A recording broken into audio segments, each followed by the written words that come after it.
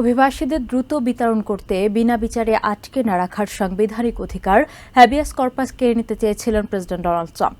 White হাউসের গোপন নথি বরাত দিয়ে এক প্রতিবেদনে এমন চাঞ্চল্যকর তথ্য প্রকাশ করেছে new York Times.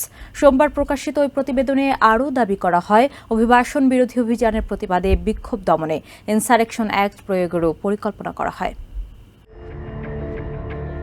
New York টাইমসের সাংবাদিক ম্যাগি হেইবারম্যান এবং জনাথন সোয়ানের নতুন বই রেজিম চেঞ্জের বরাতে এক প্রতিবেদনে চাঞ্চল্যকর তথ্য প্রকাশ করেছে সংবাদ মাধ্যমটি। সোমবার প্রকাশিত ওই প্রতিবেদনে দাবি করা হয়, নথিপত্রহীন অভিবাসীদের দ্রুত বিতরণ করতে তাদের হেবিয়াস কর্পাস স্থগিত করার বিষয়ে অত্যন্ত গুরুত্বের সাথে আলোচনা হয়েছিল হোয়াইট হাউসে।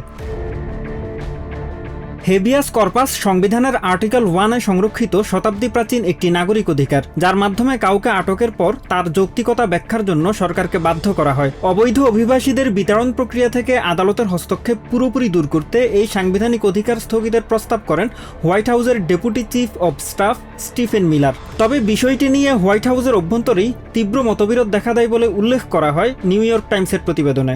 এতে আরও উল্লেখ করা হয়, বিষয়টি নিয়ে উদ্বেগ জানিয়ে হোয়াইট হাউসের চিফ অব স্টাফ সুজি ওয়াইলসকে একটি গোপন মেমো লিখেন স্টাফ সেক্রেটারি উইল শার্প। গত বছরের 29 এপ্রিল লেখা ওই মেমোতে তিনি সতর্ক করে বলেন, সংবিধান কেবল বিদ্রোহ বা আক্রমণের ক্ষেত্রেই হেবিয়াস কর্পাস স্থগিতের অনুমতি দিয়েছে, যা শুধুমাত্র কংগ্রেসই করতে পারে। কংগ্রেসের অনুমোদন ছাড়া এটি করা নিশ্চিতভাবেই বেআইনি এবং আত্মঘাতী সিদ্ধান্ত হবে বলেও সতর্ক করেন তিনি। অভিবাসী বিরোধী অভিযানের বিরুদ্ধে বিক্ষোভ দমনে মিলারের সেনা মোতায়েন সংক্রান্ত ইনসারেকশন অ্যাক্ট প্রয়োগের প্রস্তাব নিয়েও মেমোতে সতর্ক করেন শার্প। মিনেসোটায় ফেডারেল এজেন্টদের গুলিতে 2 জন নিহত হওয়ার পর দেশজুড়ে প্রতিবাদ শুরু হলে ভাইস প্রেসিডেন্ট জেডি ভ্যান্স পরিস্থিতি নিয়ন্ত্রণে এই প্রস্তাবের পক্ষে অবস্থান নেন। যদিও শীর্ষ কর্মকর্তাদের বিরোধিতার মুখে সেই পরিকল্পনা থেকে সরে আসে হোয়াইট হাউস।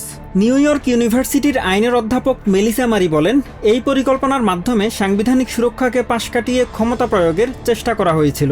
বিষয়টি নিয়ে উদ্বেগ প্রকাশ করে এটিকে ক্ষমতার অপব্যবহার হিসেবে বর্ণনা করেছেন ডেমোক্রেটিক সেনেটর অ্যালেক্স পেডিয়া। ডেমোক্রেটরা কংগ্রেসের নিয়ন্ত্রণ ফিরে পেলে এই ঘটনার তদন্তেরও আশ্বাস দেন তিনি। Mahmudul Hasan, TVN 24 news desk. New York থেকে সম্প্রচারিত TVN 24 টেলিভিশন বিশ্বজুড়ে বাঙালির কণ্ঠস্বর।